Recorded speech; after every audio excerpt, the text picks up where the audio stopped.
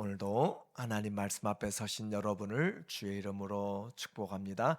하나님 말씀은 야고보서 1장 22절입니다. 너희는 말씀을 행하는 자가 되고 듣기만 하여 자신을 속이는 자가 되지 말라. 아멘. 오늘은 실제적 믿음이란 주제로 하나님의 말씀을 같이 낭독하겠습니다. 야고보서, 우리에게 시작되는 이 야고보서는 저자가 주의 동생이라고 그렇게 일컬어져요. 그래서 주 예수님의 동생인 야고보가 지은 것으로 일반적으로 말하고 있습니다. 시기는 50년 초로 보는 사람도 있어요. 왜냐하면 교회보다 회당이란 그런 표현들을 더 사용하고 있기 때문이고, 또는 60년 초까지 그렇게 생각합니다. 수신자는 흩어져 있는 12지파, 그렇게 함으로써 바울이 보내는 에베소 교회나 또 고린도 교회나 그와 같은 빌라델비아 교회 같이 그런 교회가 아니라 교회가 바로 여러 사람들로 그렇게 일반적인 회중, 그래서 일반 서신 또는 공동 서신 그렇게 부르고 있습니다. 흩어져 있는 12지파로, 디아스포라로 흩어져 있는 자들에게 편지를 보내는 것이고, 또 목적은 참 믿음과 삶의 변화, 그래서 우리에게 시험이 다가올 때 인내함으로 이겨야 되고, 믿음은 행함으로 온전하게 된다라고 그렇게 말하고 있어요. 그래서 참 믿음으로 시험을 이겨내며 행함으로 우리의 믿음이 온전케 되는, 변화되는 믿음을 우리에게 강조합니다. 특징은 유대적인 성격이 많이 강하고 또 행함이 있는 믿음을 강조하게 됨으로써, 우리가 이 야고보서를 읽어보면 예수님의 산상수훈과 많이 연결되고 있다는 것을 우리가 알게 돼요. 또한 잠언의 지혜의 문맥을 많이 가지고 있습니다. 그리고 뿐만 아니라 박해받을 때 어떻게 이겨낼 것인가, 또 사회에 가난과 부한 사람들을, 물질들을 어떻게 사용할 것인가, 사회의 정의를 우리에게 이야기를 하고 있고, 또 말을 잘 조심해야 교회가 또 신앙이 온전케 된다. 그래서 차별의 금지뿐만 아니라 우리의 신앙이 실천적인 신앙으로 나가기 위해서 경건의 신앙으로서 기도와 사랑의 실천을 강조하고 있어요. 마르틴 루터는 또 특별히 이 야고보서를 우리에게 소개하면서, 이것은 이와 같은 실천적인 신앙을 너무 강조하기 때문에 이것을 믿음의 길에서 좀 떨어진 지푸라기 서신이라고까지 그렇게 이야기를 했어요. 주 예수 그리스도의 그런 십자가의 구속과 또 대속의 은혜들이 여기에 나타나 있지 않고, 믿음으로 우리가 의롭게 되는 히브리서나 갈라디아서나 또 로마서와 다르게 행함으로 구원을 우리에게 확증시키라라고 하는 것을 강조하기 때문에, 이 루터에게는 이 야고보서가 그렇게 중요하지 않게 된 것으로 그렇게 그는 평가하고 있지만, 그러나 이 전체적인 것은 너무나 우리에게 죽어간 행함이 없는 믿음에 대하여서 오늘 경각심을 갖게 만드는 실천 신학이다, 그렇게 말할 수가 있습니다. 먼저 야고보는 우리에게 이 말씀을 하면서 우리가 이 믿음에는 많은 시련이 있음을 말하고 있어요. 1절 말씀에 보니까 하나님과 주 예수 그리스도의 종 야고보는 흩어져 있는 12지파에게 문안하노라. 그래서 자기 자신을 소개하면서 하나님과 주 예수 그리스도의 종이라고 그렇게 표현하고 있습니다.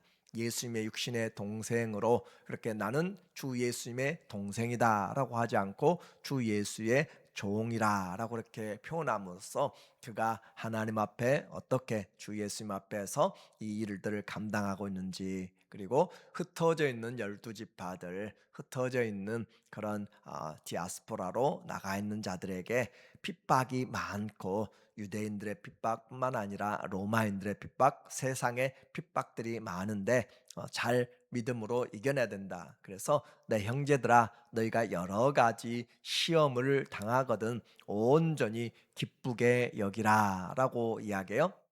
온전히 시험을 여러 가지 시험을 당합니다.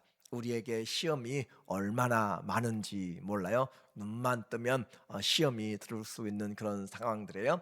또 특별히 말세에는 더 그렇습니다. 그런데 그런 시험을 당하거든 우리에게 온전히 기쁘게 여기라, 이 계산하라 그 말이에요. 아, 시험이 다가온다 그러면 아, 힘들어 죽겠다라는 것으로 계산하지 말고 시험이 다가오면 기쁘게 여기라. 왜냐하면 그것은 나에게 믿음을 통하여서 이는 너희의 믿음의 시련이 인내를 만들어낸 줄 너희가 알미라. 그래서 인내를 만들어내기 때문에 우리에게 계산을 잘하라. 아, 시험이 온다. 하나님이 나에게 인내를 만들어낸다. 인내 열매를 만들어낸다라고 그렇게 긍정적으로 생각하는 것이고 계산을 잘하라라고 하는 거예요. 그래서 우리에게 또 다른 훈련의 시간이 됐다면 이것을 힘들다고 생각하는 것이 아니라 오히려 내 건강을 위하여서 내가 이것을 한다라고 생각하는 것처럼 시험이 다가오거든 우리로 하여금 인내를 만드는다. 믿음의 인내가 없으면 우리는 열매를 맺을 수 없습니다.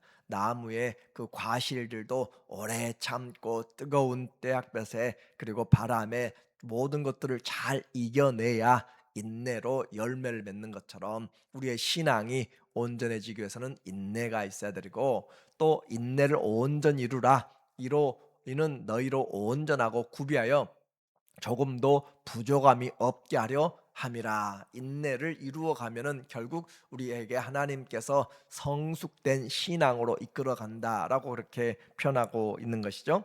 그래서 하나님을 믿으면서 우리는 이와 같은 신앙의 성숙으로 열매들을 생각해 봐야 돼요. 야고보는 우리에게 열매 없는 신앙, 우리에게 아주 강하게 질책하고 있고 행함이 없는 신앙, 시험에 넘어져서 일어나지 못하는 신앙, 그것들에 대해서 우리에게 아주 경계를 하고 있습니다. 그래서 많은 어려움이 있어도 시험을 당할 때 오히려 계산을 잘해서 아, 이것은 하나님이 나를 주님 닮아가게 하는구나, 나로 하여금 세상을 다시 보게 만드는구나, 인생을 다시 보게 만든다라고 그렇게 생각할 수 있는 것이 믿음으로 계산할 줄 아는가요? 그래서 지혜로운 자가 되는 것이고, 이렇게 살아가면서 시험을 당하니까 우리에게 지혜가 필요하다라고 하는 거죠. 5절 말씀에 보면 너희 중에 누구든지 지혜가 부족하거든 여러 모든 사람에게 후히 주시고 꾸짖지 아니하시는 하나님께 구하라.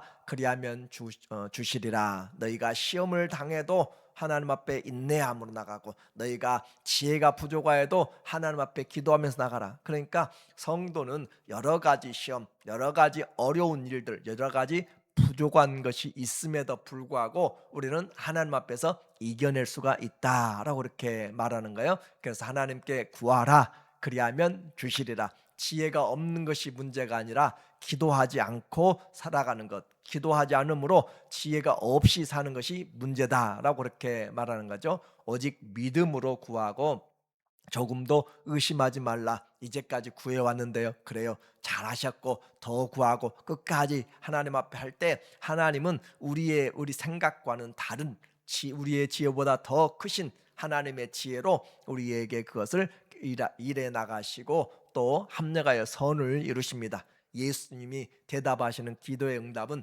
예스만이 아니고 때로는 노일 수도 있고 때로는 웨이시라고 기다리게 할 수도 있는 것이고, 그래서 우리는 하나님 앞에서 지혜가 부족할 때 이제까지도 기도왔지만 또 기도함으로써 하나님이 한 걸음 한 걸음 인도해 나가신 것들을 봐야 돼요. 오직 믿음으로 구하고 조금도 의심하지 말라. 의심하는 자는 마치 바람에 밀려 요동하는 바다 물결 같으니.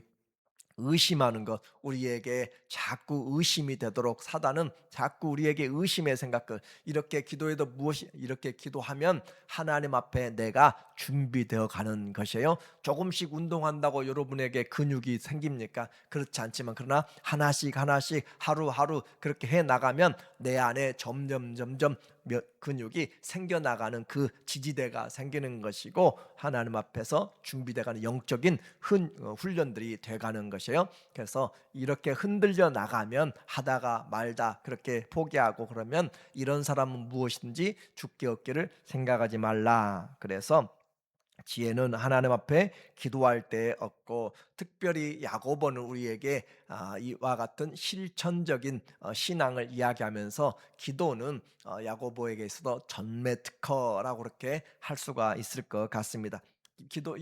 야고보는 실천적인 신학자예요. 실천적인 사도예요. 그래서 우리에게 그런 시험 가운데서도 인내하도록 만들고 또 행함으로 보이도록 그렇게 만드는데, 그런 실천적인 신학자, 실천적인 사도가 또 다른 면에서는 기도하는 사도고 기도하는 목자예요. 그래서 우리에게 이와 같이 기도는 그냥 되어지는 것이 아니라 우리의 삶의 모든 것을 하나님 안에서 행하고 나가는 것이죠. 그래서 기도가 삶이다. 이 야곱의 별명이 낙타 무릎이라라고 그렇게 초대교회에 그렇게 나타나 있잖아요. 낙타의 무릎이 무디어진 것처럼 야고보가 하도 오랫동안 무릎 꿇고 기도하여서 그가 기도하는 장소는 무릎의 그런 형태가 남아 있을 정도로 흔적이 있다라고 하는, 그래서 낙타 무릎이 될 정도로 기도했던 사람, 이와 같이 이 의인의 강구는, 그래서 야고보서 5장에서도 의인의 강구는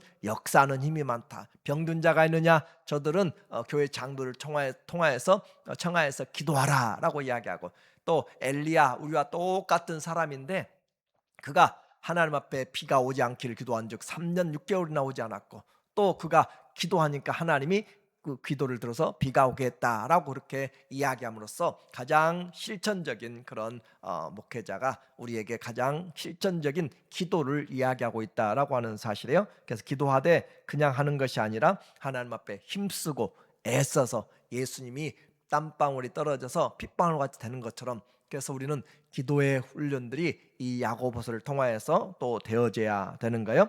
기도, 우리가 함께 모이는 것은 특별히 새벽이나 또 수요예배나 그런 우리의 모임 때는 기도가 우리에게 꼭 필요한 것이죠. 그래서 그냥 끝나지 말고 10분, 15분, 또 20분 그렇게 기도가 점점 늘어가면서 우리 안에 기도의 능력들이 생겨야 되고 견딜 수가 있어야 되는 거예요. 그래야 1시간, 2시간도 기도할 수 있는 것이고, 성도가 세상을 이기는 방법은 다른 것이 없습니다. 기도하면서 이기는 것이고, 예수님이 힘들고 어려울 때도 새벽 미명에 일어나서 기도하고, 또 제자들을 뽑을 때도 기도하였고, 십자가에서 마지막 돌아가실 때도 기도하면서 해나가야 했던 것처럼, 오늘 우리에게 기도는 세상을 이기는 중요한 하나님의 은혜다라고 하는가요? 그래서 시험을 이기는데도 우리에게 꼭 필요한 것이 바로 기도함으로 이겨내는 거죠. 12절 말씀에 보니까 시험을 참는 자는 복이 있나니 이는 시련을 견디어낸 자가 주께서 자기를 사랑한 자들에게 약속하신 생명의 면류관을 얻을 것이기 때문이라. 그래서 신앙생활 그냥 무턱대고 하는 것이 아니라 시험이 다가오면 이것은 인내를 만들어 가는구나, 주님 닮아가게 좀 교만한데 낮아지도록 하는구나, 하나님께서 나에게 좀 더 섬기도록 하는구나, 나에게 하나님을 더 부지런하게 하는구나 하면서 주님 앞에 나를 발전시켜 나가는 것이고, 이런 시험들을 이겨내면 주님이 생명의 면류관을 주신구나라고 그렇게 계산을 잘 해야 우리가 하나님 앞에서 낙심하지 아니하고 신앙에 승리하게 되는 거죠. 그래서 시험 당할 때 우리가 꼭 해야 될 것이 있어요. 이 시험의 원인이 무엇인지를 발견해야 돼. 무조건 어떤 시험이든지 감사합니다가 아니라, 그런 시험들이 내가 죄를 지었으면 죄에 대해서 회개하고 감사하고 일어나야 될 것이지, 그 무조건 하나님 앞에 주셨다라는 것으로만 생각하면 안 되는 거죠. 13절 말씀에 보니까 사람이 시험을 받을 때 내가 하나님께 시험을 받는다 하지 말지니 하나님은 악에게 시험을 받지도 아니하시고 친히 아무도 시험하지 아니하시느니라. 이 시험은 우리에게 말하는 유혹을 말합니다. 하나님 우리에게 미끼를 놓아서 유혹하지 않습니다. 그러나 하나님 우리의 신앙을, 아브라함이 이삭을 시험하는 것, 하나님이 아브라함을 시험하여서 이삭을 드리도록 그렇게 연단시키는 것은 하시지만은 우리에게 죄를 짓도록 만드는 그런 유혹, 미혹은 하나님이 하지 않으신다라고 하는 거예요. 그래서 하나님은 시험하지 않는다 그 말이에요. 그래서 우리가 시험 받는 이유 14절 오직 각 사람이 시험을 받는 것은 자기 욕심에 이끌려 미혹됨이니라고 이렇게 이야기하고 있어요. 그래서 우리는 시험 당할 때 내가 잘못 씨를 뿌려 가지고 이런 문제가 생겼으면 회개하고 나오는 것이 이기는 것이지, '하나님은 왜 이렇게 나에게 주셨습니까?'라고 그렇게 하나님에 대해서 원망하는 것이 아니라는 거예요. 그래서 우리는 이 욕심이, 우리가 시험 받는 것은, 미혹되는 것은 자기 욕심에 이끌려서 미혹이 되는 것이다라고 하는 것이죠. 투자도 마찬가지고 모든 일들도 우리에게, 관계도 욕심이 잉태한즉 죄를 낳고 죄가 장성한즉 사망을 낳느니라. 그래서 욕심이 점점 커지게 되면은, 잉태하게 되면은 결국은 이 죄를 낳게 되고 죄는 사망으로 이끌어간다라고 그렇게 이야기했습니다. 우리의 야고보서는 반복하여서 이야기하고 있어요. 속지 말라라고 그렇게 말하는 거죠. 16절 말씀입니다.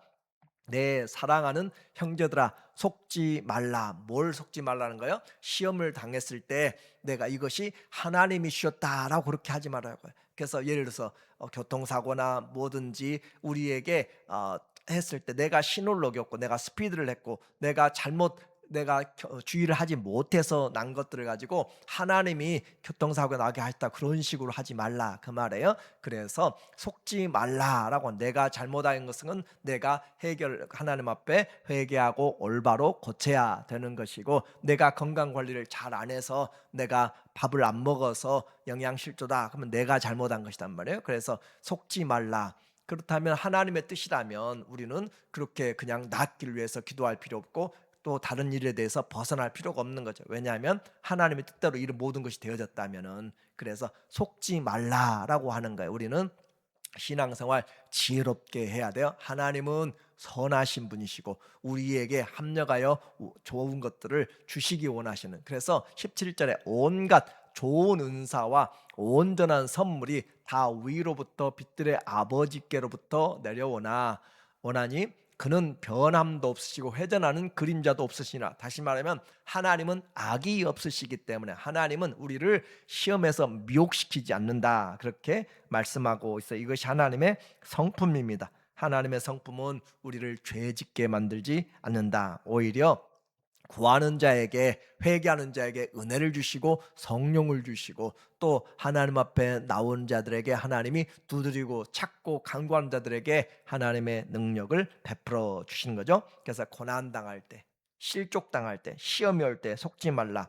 우리의 욕심이, 또 사단이 우리 마음 가운데 생각을 틈타서 죄를 짓게 만드는 것이기 때문에 생각을 사로잡아야 되는 것이죠. 환난은 인내를, 인내는 연단을, 연단은 소망을 만들어내는 것입니다. 그래서 속지 말라. 우리의 모든 환경에서 하나님을 우리가 인정을 하되 하나님 앞에서 올바로 돌아가야 될 필요가 있어요.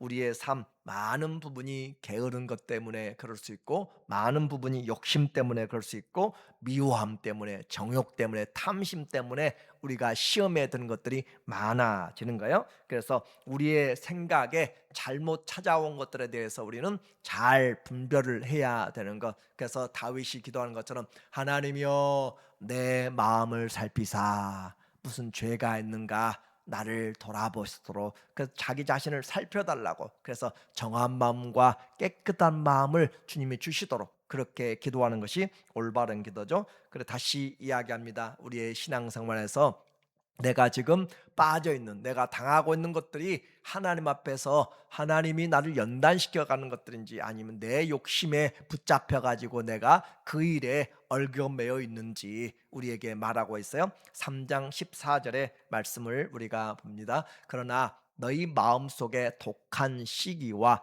다툼이 있으면 자랑하지 말라. 진리를 거스려 거짓말하지 말라. 이러한 지혜는 위로부터 내려온 것이 아니요 땅 위의 것이요 정욕의 것이요 귀신의 것이니, 시기와 다툼이 있는 곳에는 혼란과 모든 악한 일이 있음이라. 이와 같이 우리 욕심이 커져 가지고 이렇게 독한 시기, 다툼, 거짓말, 그리고 정욕과 이것들은 우리 개역 한글에는 마귀의 것이니라고 이야기하고 있고, 또 개역 개정은 귀신의 것이니라고 그렇게 번역했어요. 그래서 이와 같이 땅의 것들을 가지고 우리가 하나님이 주셨다라고 생각하면 안 된다라고 하는 거예요. 자, 하나님이 주시는 것 완전히 다른 거예요. 위로부터 온 것을 바로 17절에 이야기하고 있습니다. 오직 위로부터 난 지혜는 첫째 성결하고, 다음에 화평하고, 관용하고, 양순하며, 긍휼과 선한 열매가 가득하고, 편견과 거짓이 없나니. 그래서 위로부터 난 것은 하나님 우리에게 좋은 것들을 주시는 것이지, 결코 우리의 독한 마음들, 그런 것들로 하나님은 주시지 않는다. 화평케 하는 자들은 화평으로 심어 의의 열매를 거두니라. 화평케 하는 자 의의 열매를 거둔다. 결국 믿음은 말씀을 잘 분별해야 내가 시험에서 빨리 일어날 수 있고, 원망하지 않고 감사할 수 있고, 나를 돌아볼 수가 있어요. 무엇이 좋은 신앙인가? 화, 분노, 교만 모두 하나님이 주신 것이 아닙니다. 그래서 22절 말씀에 보면, 너희는 말씀을 행하는 자가 되고 듣기만 하여 자신을 속이는 자가 되지 말라. 누구든지 말씀을 듣고 행하지 아니하면 그는 거울로 자기의 생긴 얼굴을 보는 사람과 같아서 제 자신을 보고 가서 그 모습이 어떠했는지를 곧 잊어버리거니와. 이 행함이 없는 사람은 거울 보고 가서 얼굴에 뭐가 묻었네 라고 생각하고 그냥 잊어버린단 말이에요. 또 25절, 자유롭게 하는 온전한 율법을 들여다보고 있는 자는 듣고 잊어버린 자가 아니요 실천하는 자니 이 사람은 그 행하는 일에 복을 받으리라. 행하는 신앙이 진정한 능력이 있습니다. 경건의 능력입니다. 26절 말씀에 보니까, 누구든지 스스로 경건하다 생각하며 자기 혀를 제갈 물리지 아니하고 자기 마음을 속이면 이 사람의 경건은 헛것이라.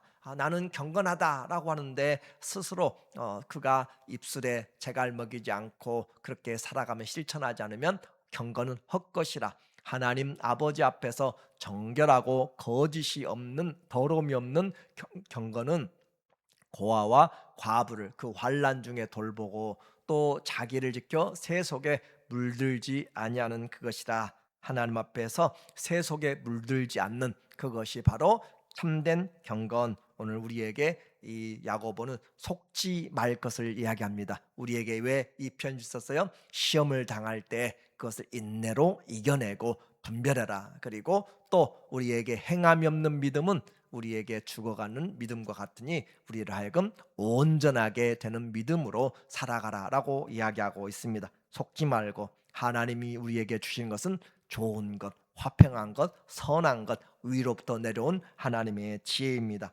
그래서 사랑과 질서와 소망 가운데서 기도함으로 지혜를 얻고, 또 실천함으로써 참된 경건의 능력을 가진 하나님의 자녀들 되시기를 예수님의 이름으로 축원합니다.